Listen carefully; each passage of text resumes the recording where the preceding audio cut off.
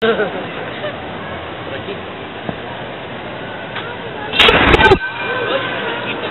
Javier, referente a Diablo Guardián, ¿dónde y cómo o de dónde sacaste a Violeta? ¿De dónde te la trajiste? ¿Qué onda con ella? Ay, ay, ay. Bueno, mira,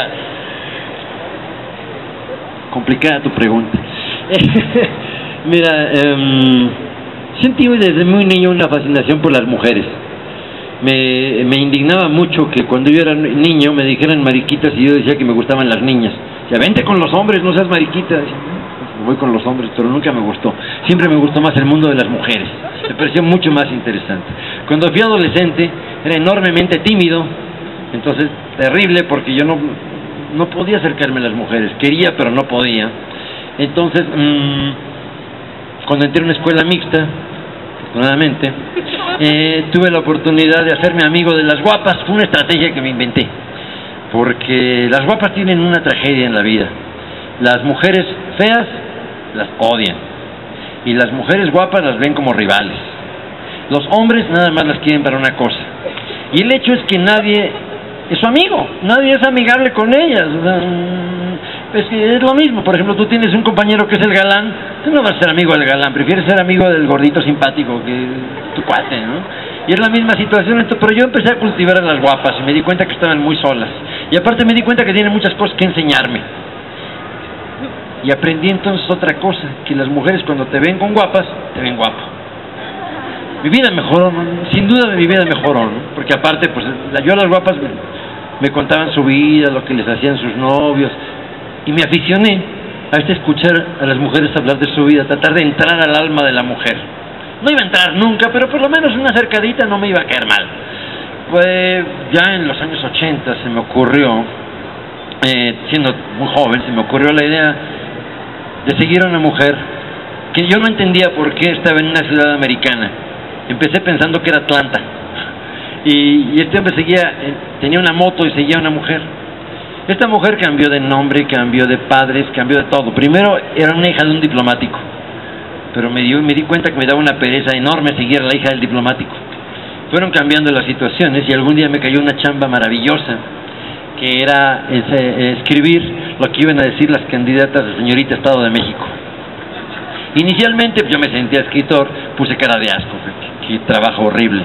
Luego vi a las candidatas y me di cuenta que era un trabajo muy agradable, que seguramente yo lo iba a desempeñar con todo gusto. No solamente estuve yendo ahí, sino que les dije que tenía que quedarme en Toluca 2 semanas para poder profundizar. Y curiosamente es uno de los más grandes entrenamientos literarios que he tenido en la vida, porque yo quería a una mujer hablando en primera persona. Y de pronto tenía la oportunidad de escribir lo que iba a decir cada una de ellas, y me decían, queremos que parezca que lo dicen ellas, que no parezca que es un texto que les dieron.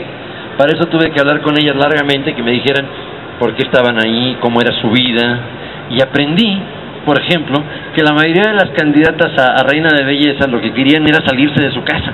Querían salir al mundo y ligar algo, agarrar una chamba, lo que fuera, pero salirse del mundo mediocre que les había tocado vivir, o que para ellas veían como mediocre. Y me di cuenta de cuál era esa necesidad de escaparse. Y sin darme cuenta, poco a poco me fui solidarizando con las mujeres jóvenes que tenían que escaparse.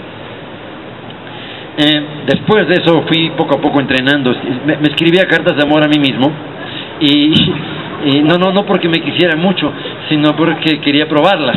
Y una forma de probarlas era hablarle a una de mis amigas guapas y decirle, oye, me llegó una carta, un anónimo, quiero que me digas cómo te imaginas a la persona que me la escribió. Yo no decía hombre ni mujer, decía la persona. Se la leía, y unas me decían, es una loca, es una piruja, es una estúpida. Entonces yo planteaba, ¿no será un hombre? Me empezaron a decir, no, eso no lo hizo un hombre.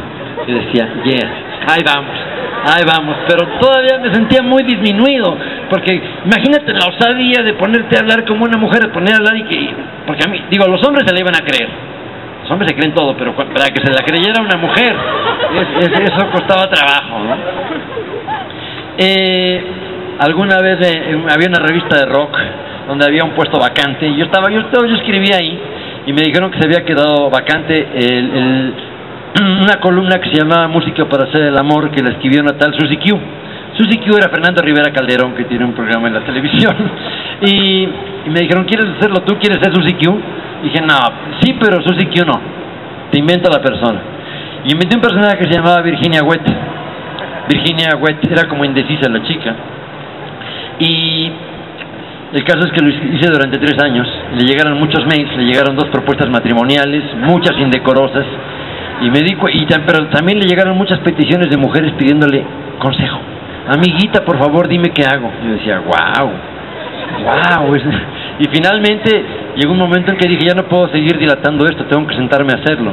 A la hora de sentarme a hacerlo me di cuenta que no tenía personaje, que tenía muchas mujeres en la cabeza, pero no había una que yo la sintiera, que pudiera verla, una que yo estuviera enamorado de ella.